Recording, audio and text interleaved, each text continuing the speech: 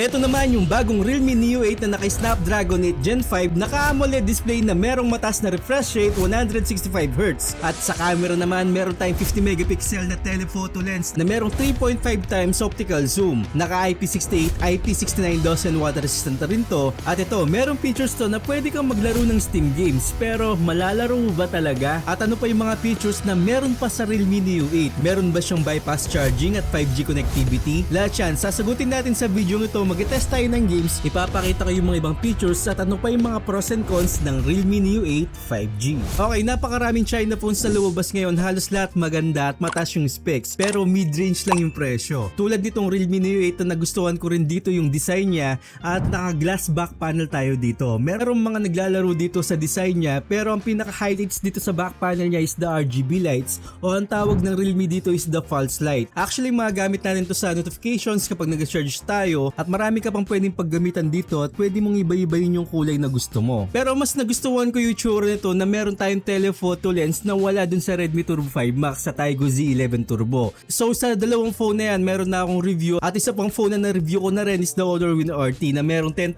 mAh capacity ng battery. Check nyo lang lahat yan sa baba para makapili kayo. Well anyway, balik tayo dito sa Realme Neo 8. Ito yung box niya, meron tayong SIM injector pin, Type-C cable, documentation at 80 watts na fast charging na matas na nga yung nilagay nilang battery dito na 8,000 mAh capacity ng battery. At ang nagustuhan ko dito, naka-aluminum frame na siya at ang nakuha nating color dito is color purple, pero may pagpipilian naman tayo ng iba't ibang kulay. At mas nagugustuhan ko yung color gray nito dahil mas litaw talaga yung design, pero nakadepende naman lahat yan kung anong kulay ang gusto nyo. At isa pa, mas nagustuhan ko yung size nito pagdating sa display over dun sa Z11 Turbo na mas malaki to dahil naka 6.78 inches na AMOLED display at meron tayong mataas na refresh rate na 165Hz. Sa Igo Z11 Turbo naman naka 6.59 inches lang yon. Hindi ako fan ng malit na display pero iba-iba tayo ng gusto. At kung malit naman yung kamay mo, bagay na bagay yung mga phone sa inyo na merong 6.59 inches. Pero dito, sakto lang para sa akin, bezel-less na rin yung mga kuha natin at yung 165Hz na yan, hindi mo siya magagamit sa scrolling dahil naka 120Hz lang siya kapag mag-scroll tayo, yan yung maximum niya. Pero sa games, meron namang umabot ng 165Hz pero hindi lahat. At soon naman na alam ko na tataas pa yung mga refresh rate natin pagdating sa mga games na yan, lalo na sa Mobile Legends nakakuha ko ng settings dito ng 165Hz. Pero mamaya check natin kung umabot ba talaga ako dyan. Alamin natin sa gaming test. Ka-wideband L1 na to pagdating sa Netflix, Full HD na mapapanood mo at maraming features to na pwedeng paglaruan dito sa display. Actually, hindi ko na may isa-isa sa inyo, marami ding features to, may mga AI pa. At kung gusto nyo maging sharp pa yung image na pinapanood nyo o yung screen nyo, meron tayong pagpipilian dito ng 1.5K resolution. Actually, itong Realme Neo 8 naka 1.5K resolution na siya na AMOLED display. Pero mas makakatipid ka kung 1080p lang yung screen mo. Natatandaan ko dati yung Common 30 Premiere at yung 40 Premiere, wala silang pagpipilian na screen resolution. Nakalock talaga sila sa 2K resolution na sobrang access sa baterya. So kung di mo naman kailangan na matas na resolution, pwede mong i-off lang yan. Gusto ko din malaman nyo na naka IP68, IP69 DOS and water resistant na rin to, pero wag nyong ilublob sa tubig dahil resistant lang siya, hindi siya waterproof. Meron kasi ako napanood na content creator na nilulub niya sa tubig yung Tecno Camon 40 Pro niya. Ayun, napasukan talaga ng tubig at nasira. So kahit na matas na protection pa yung phone mo, wag mong gagawin na ilublob mo sa tubigan, sa swimming pool o lalong-lalo na sa dagat dahil hindi sakop ng warranty yung phone mo, masisira talaga.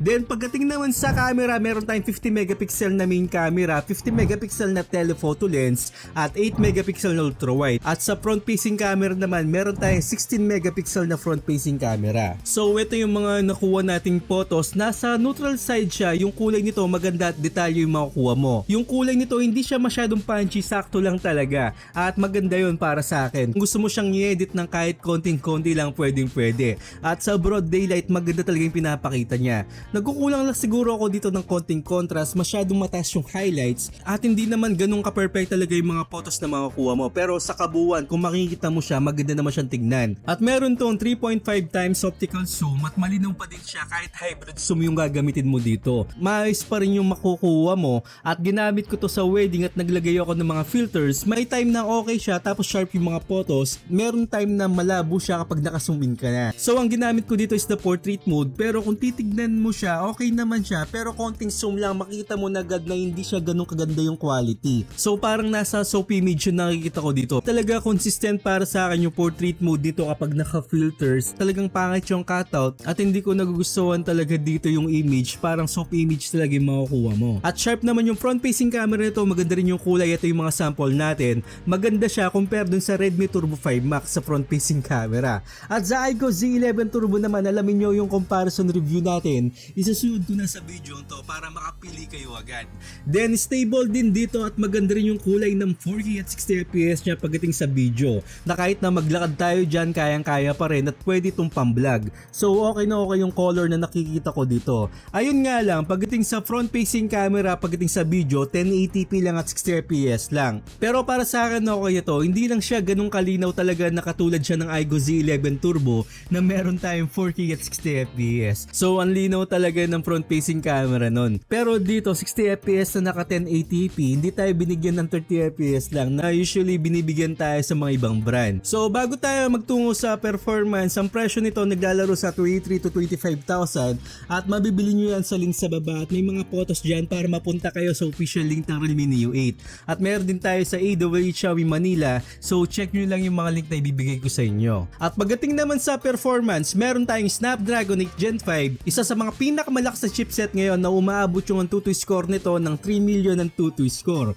So alam nyo na, pag ganitong Antutu score, kayang-kaya talaga pagdating sa gaming. Pero nakadepende lahat yan sa optimization ng isang phone. So meron din tayong bypass charging dito na mga gamit natin sa gaming, isa yan sa mga pros natin. So ito naman yung Mobile Legends na nakakuha tayo ng settings ng Ultra up to 165Hz. Pero ang nakuha lang natin dito, consistent siya ng 125fps. Actually good frame na yan na kahit hindi siya umabot ng 165Hz, hindi na wala yung frame na yan. Napakaganda talaga maglaro dito at stable talaga. Kahit nakurutan, sabunutan, babasagan ng tonsil, kayang-kaya at hindi siya uminit dahil nakakuha lang tayo ng 41 degrees Celsius. So ganun siya kalamig pagdating sa Mobile Legends at magandang frame ang makukuha mo dito kung itong ilalaroin mo overkill talaga. Sa Genshin Impact naman, merong sikreto na hyper frame rate na yung 60fps natin magiging 120fps. Actually birang-bira sa isang phone na makakuha tayo ng 120fps dahil meron nga tayong hyper frame rate dito, pero consistent naman talaga at makakalaro ka ng maayos. Ang payo ko lang, kapag gumagamit tayo ng hyper frame rate, mas tumataas po yung konsumo ng battery niya, tumataas yung temperature. At ang weird na nakita ko dito, nung nasa 15 minutes ako, bumaba po siya ng 60fps na lang. Hindi na pumalo yung hyper frame rate niya at hindi ko alam kung ano nangyari dito kasi hindi naman tumaas yung temperature. Nasa 43 degrees Celsius lang yung maximum na nakuha ko dito. So okay pa rin yung 60fps, wag lang talagang bumaba sa 50 to 40. Dito ko lang nakita sa Realme Neo 8 na meron tayong hyper frame rate pero bumaba siya ng 60 sa kaligitnaan ng laro. So para sa akin, kahit na hindi pumalo yung hyper frame rate niya nung 17 minutes o 15 minutes, okay na okay pa rin yung gaming ko sa Genshin Impact. So Where the Wind Meet naman, nasa 60fps po at napaka-smooth ng laro na to. Actually bagong games to, kung gusto nyo laruin, pwede nyo malaro tong games na to. At para sa akin, napakaganda ng laro na to pero intense yung graphics niya. At makakuha tayo ng 43 degrees Celsius dito habang naglalaro ako. Well, sabi ko nga, kapag naglalaro tayo ng mga intense na graphics tulad ng Where the Wind Meet tsaka Genshin Impact, pwede tayong gumamit ng phone cooler para hindi masyado bumaba yung frame rate natin at makakalaro tayo hanggang sa matapos yung laro sa mga games na ganito. Sa Call of Duty Mobile naman, hindi tayo nakakuha ng 120fps pagdating sa VR modes pero consistent naman yan hanggang sa matapos yung laro. So yung ibang phones kasi nakakuha tayo ng 120 at meron tayong frame rate adjustment pero 90fps lang talaga yung makukuha natin sa VR modes. At pagdating naman sa multiplayer, makakuha tayo ng 120fps doon, napaka-smooth niya. At kung i-compare ko sa 90 to 120, malaki talaga yung pinagkaiba. Hindi siya magkalapit talaga, napaka-smooth na meron tayong 120 pagdating sa multiplayer. So pagdating naman sa PUBG Mobile, ito problema ko dun sa iQOO Z11 Turbo, same dito sa Realme Neo 8, nakakuha lang tayo ng 60fps. Actually hindi pa talaga optimize sa Snapdragon 8 Gen 5 ang isang 5G mobile. So 60fps pa rin at hindi siya naginit pagdating sa mga laro na to. At dun sa Hard Nights and Field naman, 50 to 60fps, yun nga lang napak-heavy graphical talaga ng games na to. Nakakuha ko ng 44 degrees Celsius pero hindi naman ako nakakuha ng malang frame drop, saktong-sakto lang talaga. At kahit na anong mangyari sa background, kayang-kaya. Yun nga lang, maramdaman mo talaga dito sa frame niya na umiinit talaga siya o intense yung init niya dahil naka-aluminum frame po tayo dito. Sa Blitz Soul Resonance naman, nasa 50 to 60fps, napakaganda rin ng laro na to, bagong-bago rin. At kung gusto nyong malaro to, check nyo lang sa Play Store. So sobrang daming mga bagong games talaga na pwede nating paglaruan. At kung meron kayong suggestion na games na pwedeng i-test sa mga game test natin, pwede kayong mag-comment comment dyan at hanggang kaya ko i-test ko sa inyo. So like, comment, tsaka subscribe lang at huwag niyong kalimutan na i-share tong video ito para mas makatulong kayo sa iba.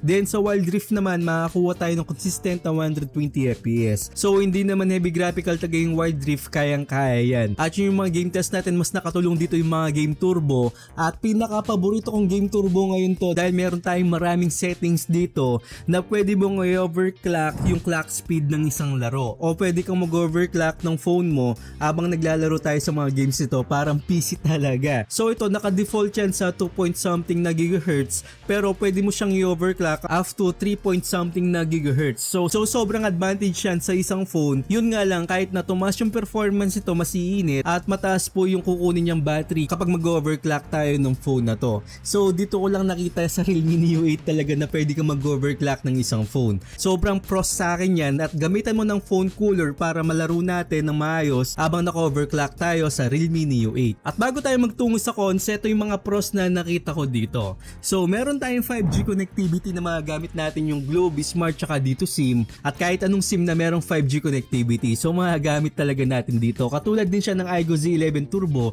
na meron tayong 5G connectivity. Pero dun sa Redmi Turbo 5 Max, wala tayong 5G connectivity dun. At kahit na meron tayong 5G connectivity dito, parang 4G rin yung speed nito. Dahil ang problema dito, wala tayong non-standalone sa Globe tsaka si Smart. Pero sa dito SIM, meron tayong standalone. At isa pang pros dito, kung hindi nyo matandaan, meron pa rin tayong bypass charging at pwede tayong mag-overclock dito habang naglalaro tayo ng mga games. So marami na ako nasabing pros dito pagdating sa camera, pati yung design maganda rin, naka-aluminum frame. Dito naman tayo sa cons. Sa cons na kahit na meron siyang PC mode na makakalaro ka ng Steam, hindi mo siya malalaro ng maayos. Sobrang bagal talaga o sobrang naglalag. Kasi PC games to at phone lang yung gagamitin natin. Parang hindi siya emulator pagdating sa phone, parang emulator siya direct sa PC. Parang ganun. Hindi niya binabasa yung phone natin as phone, binabasa niya as PC. So kahit anong mga games na tinest ko dito, talagang hindi siya pwede. At may napanood naman ako na gumagana ng ibang games dito, pero para sa akin kahit na gumana siya, 30 FPS lang yung mga gamit natin. Then actually yan yung pinakamalang cons na nakita ko dito. Maliban sa cons na yan, China phones to, wala tayong official warranty. May mga applications na Chinese pero pwede mong tanggalin isa-isa at wala tayong Google Play na pwede na nating lagyan. Hindi naman masyadong cons para sa akin yun. Yun nga lang yung warranty talaga. So mas lamang dito yung pros para sa akin. At sa mga PC mode na yan, pwede man tayo maglaro talaga ng mga emulator games kung gugustuhin nyo. At abangan nyo yung comparison natin sa iGO Z11 Turbo tsaka Realme Neo 8 kung ano magugustuhan nyo pagdating sa camera. At maraming lamang din yung phone na yon compared din sa Realme Neo 8. At meron ding lamang to na wala dun sa iGO Z11 Turbo. So mag-like, comment, tsaka subscribe lang kayo. At ano pa yung mga games na pwede nating i-test sa mga susunod na phones na pwede kong i-review sa inyo. So I hope na nakatulong ako sa inyo at huwag nyo kalimutan mag-subscribe sa channel ko at hit yung bell icon para sa mga gutong unboxing reviews, bagong kaalaman at katarantaduhan sa channel na to. So once again, ako po si Paul.